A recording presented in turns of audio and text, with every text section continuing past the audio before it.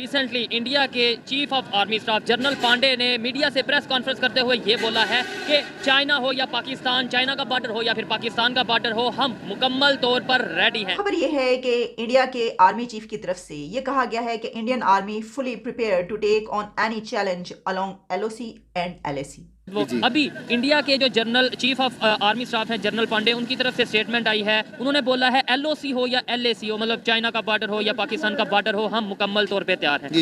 क्योंकि आम तौर पर इंडिया के आर्मी चीफ की तरफ से कोई स्टेटमेंट्स नहीं आया करती। जी ये बताएं, मैं पाकिस्तानी बाहर चला जाता हूँ, मैंने वहाँ जॉब करनी है, मैं अपनी सीवी लेके जाता हूँ और मुझे पता चलता है इस कंपनी का जो हेड है या जिसने मेरा इंटरव्यू करना है वो एक इंडियन है, कैसा लगेगा आपको, मतलब देख के? अगर कि नरेंद्र मोदी साहब ही की वजह से पाकिस्तान इन क्राइसिस में आया और इस लेवल पे पहुंचा।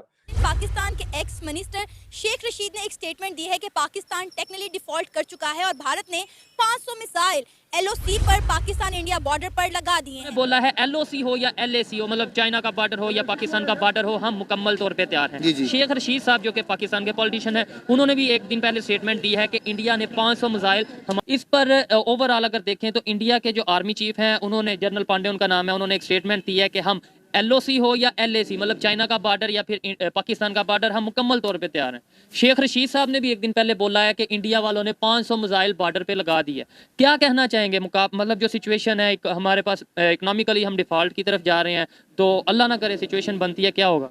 वो आपके सामने ही था कि पहले उन्होंने बॉर्डर पे लगाए थे, वो जहाज उड़े थे और हमने उनका पायलट वापस किया है। ये उनको पता होना चाहिए जवाब देते हुए या कोई बात करते हुए। हाँ जी, हाँ जी, तो उनको ये ख्याल करना चाहिए। ठीक है, वो तो अगर देखा जाए तो उनका हमने एक पायलट पकड़ा, उन्होंने हमारे तकरीबन 92,000 फौजी जो 93,000 फौजी 71 की जंग में पकड़े थे। ये तो रिसेंट, ये तो करीब की बात है ना, वो तो बहुत पुरानी बात है ना। उस टाइम हम इतने कमजोर थे। मिसाइल लगाए ना हम, मतलब ये अगर उसने मिसाइल लगाए, प्रोटेक्शन बॉर्डर तो होता ही मिसाइल के लिए या प्रोटेक्शन के लिए, हम प्रोटेक्शन करें ना, अपनी प्रोटेक्शन है हमारी इंशाल्लाह, वो किसी को बताने की जरूरत नहीं है। मगर पाकिस्तान के लिए हमारे बच्चे भी हाजिर हैं, हम भी हाजिर हैं।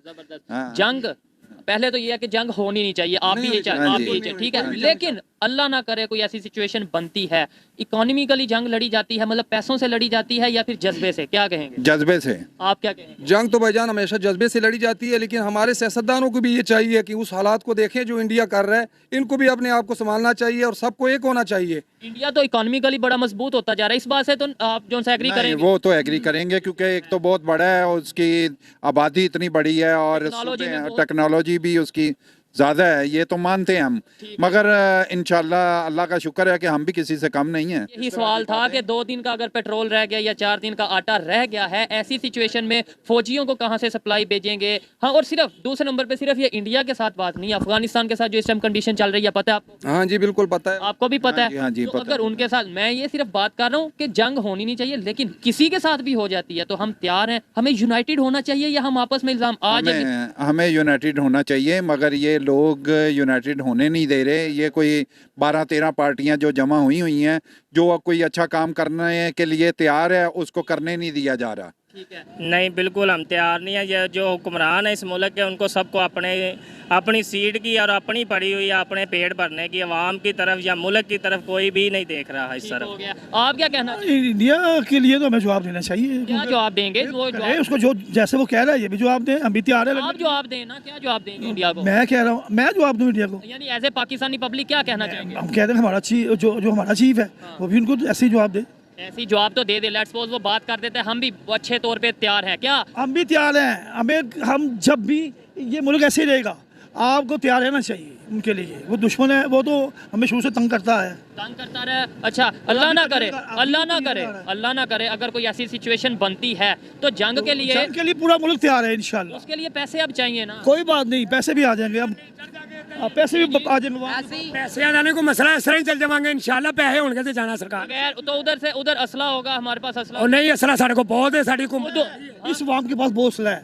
हाँ, इंशाल्लाह करके देखें अमराबाद पर। तो बर्बाद कर देंगे इंशाल्लाह। जज्बे की बात लगता है, जज्बे की, सब जज्बे की बात है, जंग जज्बों तो जीत जाती है। इधर पर मामला होते हैं, ये इकोनॉमिकल मामला होते हैं, इकॉनमी पे चलते हैं। पैसे होंगे तो ही हमारे पास असला आएगा, पैसे होंगे तो ही हम किसी का मुकाबला, किसी का भी, इंडिया हो या कोई भी कंट्री हो, मुकाबला कर पाएंगे, अफगानिस्तान हो। जब पैसे नहीं होंगे तो हाल ही एक होने से क्या होगा? मतलब ये एक सवाल है, हम वैसे यूनाइटेड हो जाएंगे, उससे क्या होगा? देखते हैं उससे कम से कम ये होगा, एक मैसेज कन्वे होगा ना अगली कंट्री को, ठीक है कि भाई ये एक हम एक हैं, है, चाहे कुछ नहीं पास लेकिन है एक है। देखें वो तो फिर हमारे अंदर से मामला है, तो हम चाहते भाई हालात तो खराब हो ही रहे हैं हमारे अंदर से, हर बंदा इस टाइम कह रहा है तो महंगाई है, लेकिन वो एक अलग मैटर होता है, ये एक अलग मैटर है। पाकिस्तान की तरफ से, हमारी तरफ से तो हम जानते हैं कि क्योंकि कई साल तक, डेकेड्स तक हमारी हुकूमतें रहीं, फौजी हुकूमतें रहीं, और काफ़ी अमल दखल और मदाखलत के ऊपर जो कुछ भी है आप सब जानते हैं। वो तो ठीक है कि ए पॉलिटिकल होने का नारा अभी लगाया गया, लेकिन हम ये जानते हैं कि इस तरफ से बयानात हों, स्टेटमेंट्स हों, वो चलती रहती है। लेकिन ऐसा भी होता है कि पॉलिटिशियंस की तरफ से भी ऐसी स्टेटमेंट्स आती हैं, ना सिर्फ पाकिस्तानी पॉलिटिशियंस की तरफ से बल्कि इंडियन पॉलिटिशियंस की तरफ से। लेकिन इंडिया जिसके आर्मी चीफ के नाम के बारे में भी शायद वहाँ के लोग भी नहीं जानते, उनसे पूछा जाए तो शायद उनको ना भी पता हो, तो उस तरफ से इस तरह की स्टेटमेंट आना शायद इस वजह से इसको इस तरीके से लिया जा रहा है। लेकिन जब हम इसकी गहराई में जाते हैं तो हमें पता ये चलता है कि इंडिया के आर्मी चीफ ने आर्मी डे से पहले एक जो प्रेस, आप कॉन्फ्रेंस कह लें, प्रेस ब्रीफिंग कह लें, उसके सवालों के जवाब में कुछ बातें की हैं। दिन पहले जब पाकिस्तान के नए आर्मी चीफ की अपॉइंटमेंट हुई थी, तो उसके बाद जो उनका पहला विजिट था, तो उस पर उन्होंने कश्मीर पे बात की, और फिर वो दूर दूर तक आवाज़ पहुंची और ये बात की गई कि देखिए जो अफगानिस्तान है और जो टीटीपी के हमले हो रहे हैं, तो उस तरफ का जो बॉर्डर है वो इतना गर्म है, वहाँ पर जाना चाहिए था, वहाँ पर बातचीत करनी चाहिए थी। तो इंडिया की तरफ से एक ये बात की गई और आवाज़ उठाई गई कि जबकि वो दूसरी तरफ जाकर वहाँ पर कश्मीर की बात कर रहे हैं। तो देखिए यहाँ पर तो ये एक है अंदाज या तरीका कि जिसमें जब तक जो है वो आप आकर एक नारा भारत के खिलाफ बुलंद नहीं करते तो वो धाक जो है वो नहीं बैठती। लेकिन आम तौर पे हमें ये नज़र नहीं आता दूसरी तरफ से। लेकिन क्या हम इसको इस तरीके से लें कि क्या ये उसके जवाब में इस तरह का एक आइए उसमें ये बात कही गई है कि ठीक है फिर हमें भी इस तरह की स्टेटमेंट्स देते रहना चाहिए जो इस वक्त इस रीजन की सिचुएशन है। क्योंकि कुछ दिन पहले फेस ऑफ हुआ है चाइना और भारतीय फौज के दरमियान। तो चाइना और इंडिया के दरमियान हालात तो अच्छे नहीं है, हालात तो काफ़ी ख़राब थे जो अभी हुआ है। गो कि उनकी ट्रेड उसी तरीके से चल रही है, उसमें कोई कमी बेशी नहीं आई, शायद ज़्यादा ही हुई हो। लेकिन वो वाले हालात जो बॉर्डर्स के हैं वो हमने देखे, वो अलार्मिंग हैं। तो उसके बाद फिर जब उनका ये कहना कि वहाँ पर जो ट्रूप्स हैं वो भी इंक्रीज़ हुई हैं, तो फिर ये इस चीज़ को जाहिर करता है कि होने को तो फिर कभी कुछ भी हो सकता है। अच्छा, इसी के साथ जब हम पाकिस्तान का देखते हैं तो वो भी आप जानते हैं कि ताल्लुकात तो बहुत ख़राब है। और फिर ये बात कही जाती है कि देखें ये जो टीटीपी की तरफ से हमले हो रहे हैं और फिर इकोनॉमी भी इतनी डाउन है और जो पॉलिटिकल टर्मोइल है वो भी इतना ज़्यादा है, तो कहीं ऐसा तो नहीं होगा कि कहीं ऐसी सिचुएशन में कहीं पर कुछ ऐसा खतरा